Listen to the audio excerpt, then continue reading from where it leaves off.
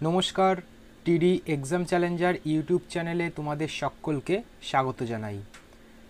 আজকের ক্লাসে আমরা রিজনিংয়ের ওপর 15টি গুরুত্বপূর্ণ প্রশ্নোত্তর পর্ব তোমাদের সাথে আলোচনা করব, যেগুলি প্রত্যেকটি ডাব্লিউবিপি অ্যান্ড কেপি এই এক্সামের জন্য খুবই গুরুত্বপূর্ণ। ক্লাসটি প্রথম থেকে শেষ পর্যন্ত দেখবে এবং অবশ্যই ক্লাসটি ভালো লাগলে একটি লাইক করবে। আজকের নিয়ে প্রথম প্রশ্ন, ফাঁকা স্থানে কোন সংখ্যাটি বসবে? এই জিজ্ঞাসা চিহ্ন স্থানে কোন সংখ্যা বসবে? এটি কি করে বার করব দেখে নাও। বলা হয়েছে 1, 8 আর 27।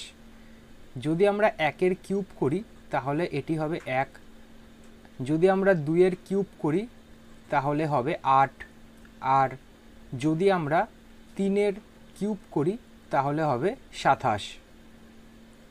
তাহলে আমরা দেখছি 1, 2, 3, এরপরে আসবে 4। 4-এর যদি আমরা কিউব করি তাহলে হবে 64। তাহলে এখানে আমাদের সঠিক অ্যান্সার হয়ে যাবে 64, যেটা অপশান বিতে রয়েছে। অপশান বি সঠিক অ্যান্সার।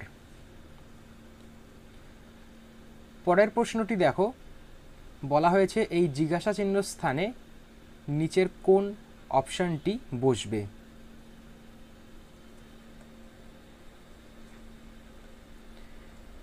এটা কি করে করব? যদি আমরা এ এর সাথে সি এর সম্পর্ক দেখি তাহলে এ আর সি এটা হচ্ছে +2।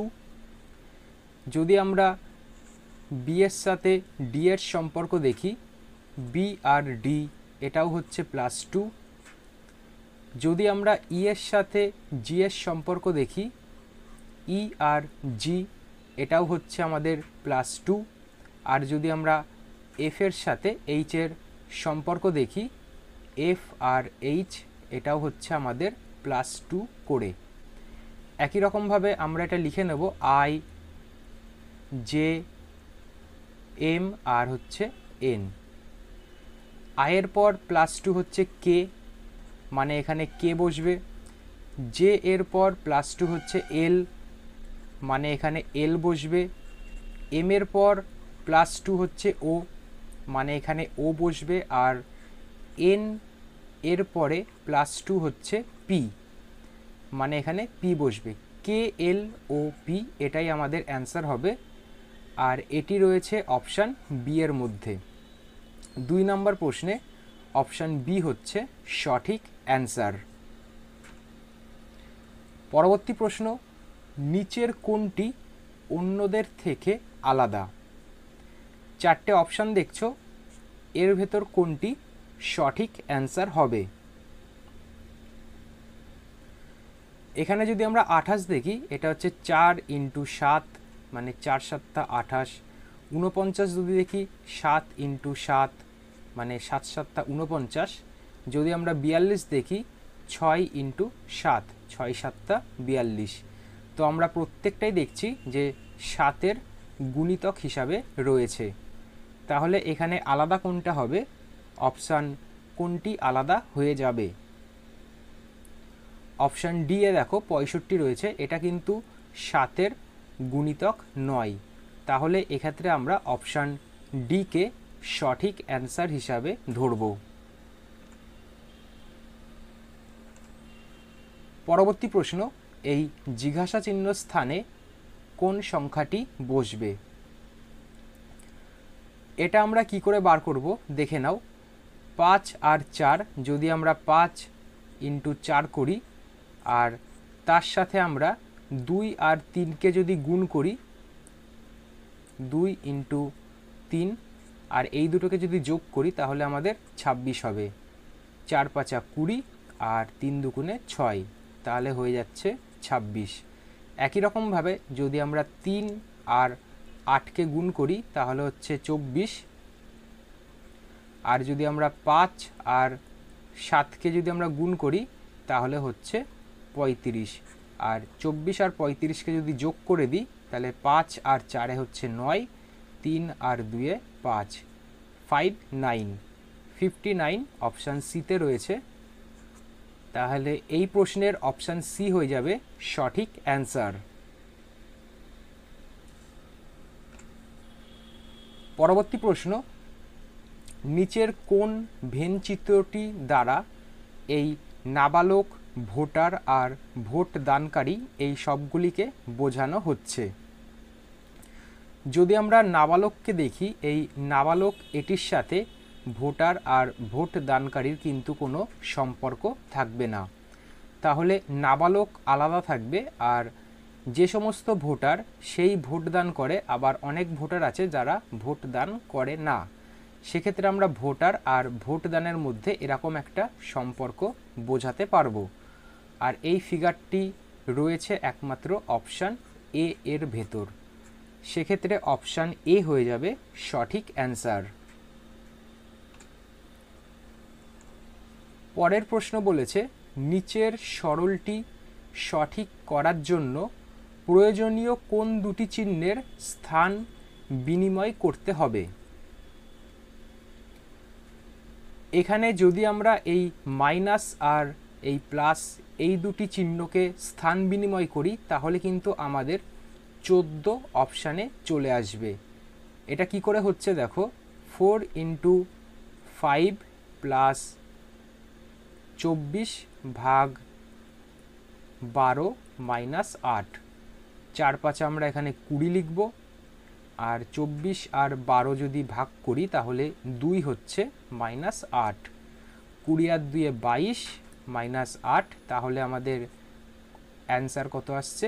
14। সেক্ষেত্রে 14 মিলে যাচ্ছে, আর প্লাস আর মাইনাসের স্থান বিনিময় করতে হবে। অপশান সিতে আমরা দেখতে পাচ্ছি প্লাস আর মাইনাস, তো অপশান সি হয়ে যাবে এই প্রশ্নের সঠিক অ্যান্সার। বলেছে কতগুলি ত্রিভুজ আছে? এটা একে একে বুঝিয়ে দিচ্ছি যে কতগুলি ত্রিভুজ এর ভেতর রয়েছে। যদি আমরা প্রথমে এই বড় ফিগারটা নিয়ে নিই, তাহলে এর ভেতর কতগুলি ত্রিভুজ আছে? এখানে আমরা দেখতে পাচ্ছি যে 3টে ত্রিভুজ আছে, তাহলে এখানে 3 লিখে দিলাম। এরপরে যদি আমরা এই ফিগারটা নিয়ে নিই, এর ভেতর কতগুলি আছে? এর ভেতরে রয়েছে 3টে। এর অপোজিটে যেটা রয়েছে সেই ফিগারটা যদি নিই, এর ভেতরে রয়েছে 3টে। আর যদি আমরা এই বড়গুলোকে নিয়ে ধরি, এগুলি প্রত্যেকটাই একটা করে, মানে আমরা এখানে +2 লিখব। আর এখানে দেখো এই একটা ত্রিভুজ দেখতে পাচ্ছি, আর এই একটা ত্রিভুজ, তাহলে এই দুটো মিলেও আমাদের +2 হবে। এই প্রত্যেকটা ফিগারকে যোগ করতে হবে, 3 2 6 আর 3 9 10 11 12 13, তাহলে আমাদের ফিগার কি বেরোচ্ছে? 13টি। অপশান বিতে রয়েছে 13টি, তো 7-এর অপশান বি হয়ে যাবে সঠিক অ্যান্সার। পরের প্রশ্ন বলেছে ভুল সংখ্যাটি নির্ণয় করতে। 3 6 10 16 21 আর 28। 3 থেকে 6 হচ্ছে +3, 6 থেকে 10 হচ্ছে +4, 3 আর 4 এরপরে হবে তাহলে 5 +5, 10 থেকে +5 করলে হয় 15, কিন্তু এখানে রয়েছে 16। যদি আমরা 15 ধরে চলি তাহলে হিসাব মতো এরপরে +6 হবে, 15 আর 6 যোগ করলে হচ্ছে 21, আমাদের মিলে যাচ্ছে। এরপরে যদি আমরা +7 করি, 21 আর 7 হচ্ছে 28, এটিও মিলে যাচ্ছে। তাহলে আমাদের 16 এই সংখ্যাটি ভুল রয়েছে। অপশান বিতে রয়েছে 16, এক্ষেত্রে অপশান বি হয়ে যাবে সঠিক অ্যান্সার। পরবর্তী প্রশ্ন দেখো, বলা হয়েছে নিচের কোনটি অন্যদের থেকে আলাদা? 4টে অপশান দেখছো, এর ভেতর কোনটি সঠিক অ্যান্সার হবে? যদি আমরা ডি আর ডাব্লুকে ধরি, ডি আর ডাব্লু এটা দেখছো যে একে অপরের বিপরীতে রয়েছে। আবার যদি এইচ আর এসকে দেখি, এটিও কিন্তু একে অপরের বিপরীতে রয়েছে। যদি আমরা অপশান বিকে লক্ষ্য করি, বি আর ওয়াই এটিও কিন্তু বিপরীতে রয়েছে। আর ডি আর ডাব্লু দেখতে পাচ্ছ এটিও বিপরীতে রয়েছে। এই রকমভাবেই কিন্তু এই ফিগারগুলোকে কাউন্ট করা হয়েছে। তাহলে এক্ষেত্রে আমাদের কোনটি সঠিক অ্যান্সার হয়ে যাবে? আমরা অপশান সিতে দেখতে পাচ্ছি সি আর ডাব্লু। যদি আমরা দেখি সি আর ডাব্লু কিন্তু একে অপরের বিপরীতে নেই, সেক্ষেত্রে অপশান সি আমাদের এই প্রশ্নের সঠিক অ্যান্সার হয়ে যাবে। পরবর্তী প্রশ্ন, নিচে দেওয়া ইংরেজি শব্দগুলিকে অর্থপূর্ণভাবে সাজাতে হবে। রেন, মনসুন, রেস্কিউ, ফ্লাড আর শেল্টার এবং রিলিফ, এটাকে আমরা কিভাবে সাজাবো? সবার প্রথমে কোনটি আসবে? সবার প্রথমে আসবে দেখো মনসুন, এখানে আমরা 1 লিখছি। এরপরে আসবে রেন, এখানে আমরা 2 লিখছি। রেন হওয়ার পর কি হবে? ফ্লাড হবে, তো এখানে আমরা 3 লিখছি। তারপর হবে রেস্কিউ, এখানে আমরা 4 লিখব। তারপর কি হবে? শেল্টার, তাহলে এখানে আমরা 5 লিখব। আর সর্বশেষ হবে রিলিফ, মানে এখানে আমরা 6 লিখে দেব।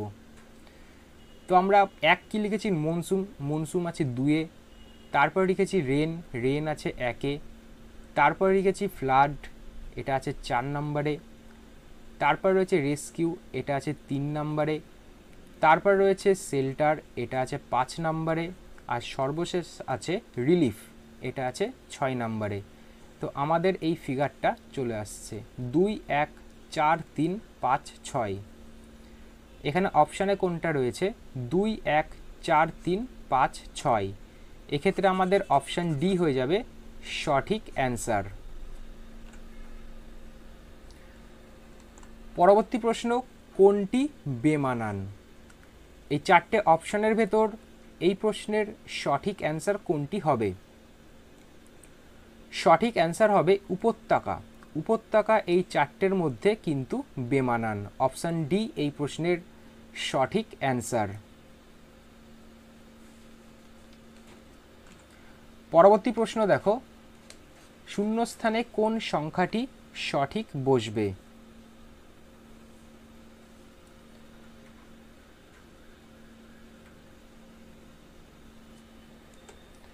যদি আমরা ফিগারে দিয়ে এটাকে কাউন্ট করার চেষ্টা করি, এফ, জি, এইচ আর আই। দেখো এখানে এফ এর পর জি, তারপর এইচ, তারপর আই, তারপর কি বসবে? জে। তো আমরা এখানে জে লিখে নেব। এল, এম, এন, ও, তাহলে হচ্ছে এল, এম, এন, ও, তারপর হচ্ছে পি, তাহলে আমরা এখানে পি লিখব। U, V, W, X, U, V, W, X, তারপর হচ্ছে ওয়াই, তাহলে এখানে আমরা ওয়াই লিখব। J, P, Y. অপশান ডিতে এই প্রশ্নের সঠিক অ্যান্সার হবে। 13 দাগের প্রশ্ন, বলা হয়েছে প্রশ্নে দেওয়া শব্দটি থেকে উত্তরের কোন শব্দটি গঠন করা যাবে না? অপশান এতে যদি দেখি এন, ই, এ, টি, তাহলে আমরা এন, এ, ই, তাই তো এন, এ, ই আর টি 4টেই ম্যাচ খেয়ে যাচ্ছে। যদি আমরা অপশান বিতে দেখি, এন আমাদের এখানে 2বার আছে, আর এডুকেশানে এন কিন্তু 1বার রয়েছে। সেক্ষেত্রে আমরা অপশান বিকে অ্যান্সার হিসাবে ধরে নেব, কারণ ন্যাশনাল এই শব্দটি ওপরের এই শব্দটি থেকে গঠন করা যাচ্ছে না। অপশান বি সঠিক অ্যান্সার।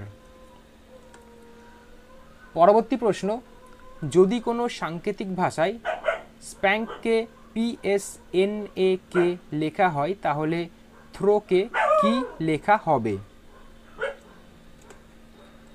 এটা আমরা কিভাবে সলভ করব দেখো, SPANK, আর এটাকে আমরা লিখছি PSNAK। যদি আমরা এটা দেখি তাহলে পি এখানে পি আর এস এখানে ক্রস চেক হচ্ছে, এ আর এন এখানে ক্রস চেক হচ্ছে, আর কে এখানে কিন্তু যা ছিল সেইভাবেই বসবে। তাহলে একই রকমভাবে আমরা যদি লিখি THROW, তাহলে এখানে এইচ বসবে যেহেতু ক্রস চেক হচ্ছে, আর আর আর ও হচ্ছে ও আর আর বসবে, আর ডাব্লু ডাব্লুই থাকবে। এইচ টি ও আর ডাব্লু কোন অপশানে রয়েছে? দেখো এইচ টি ও আর ডাব্লু অপশান সিতে রয়েছে। তো আমাদের এখানে অপশান সি সঠিক অ্যান্সার। আজকের এই ক্লাসের শেষ প্রশ্নটি দেখো। শেষ প্রশ্ন বলা হয়েছে মিল্টন 12 কিমি দক্ষিণে গেল। যদি আমরা পয়েন্ট থেকে দক্ষিণে 12 কিমি গণনা করি তাহলে এরকম হবে 12 কিমি। তারপর বলছে বাম দিকে ঘুরে 10 কিমি গেছে। নিচের দিকের বাম দিক হচ্ছে আমাদের স্বাভাবিক অবস্থা ডান দিকে হবে, তো এই দিকে হচ্ছে 10 কিমি গেছে। বলছে পুনরায় আবার বাম দিকে ঘুরে 12 কিমি গেল। তাহলে এর বাম দিক হচ্ছে ওপরে উত্তরের দিকে হবে, এখানে আবার 12 কিমি গেছে। বলছে শুরুর স্থান থেকে মিল্টন কত দূরত্বে অবস্থান করছে, মানে এই বিন্দু আর এই বিন্দুর মধ্যে কত ডিস্টেন্স রয়েছে। এখানে দেখো নিচে রয়েছে 10, তো ওপরেও হয়ে যাবে 10 একই রকমভাবে, যেহেতু আমাদের এই উচ্চতার ডিস্টেন্সটা সেম রয়েছে। এক্ষেত্রে আমাদের অপশান সিতে 10 রয়েছে, তো অপশান সি হয়ে যাবে সঠিক অ্যান্সার। তো আজকের ক্লাস এখানেই শেষ হচ্ছে। আজকে 15টি রিজনিং করালাম, এরপরে এই ক্লাসটি আরও কন্টিনিউ হবে। এটি এর পার্ট 1। তোমাদের ডাব্লিউবিপি আর কেপি কনস্টেবল পরীক্ষার জন্য এই রিজনিং প্রশ্নগুলো খুবই গুরুত্বপূর্ণ। পরবর্তী নতুন ক্লাসে নতুন একটি বিষয়ের ওপর আলোচনা করা হবে। ধন্যবাদ।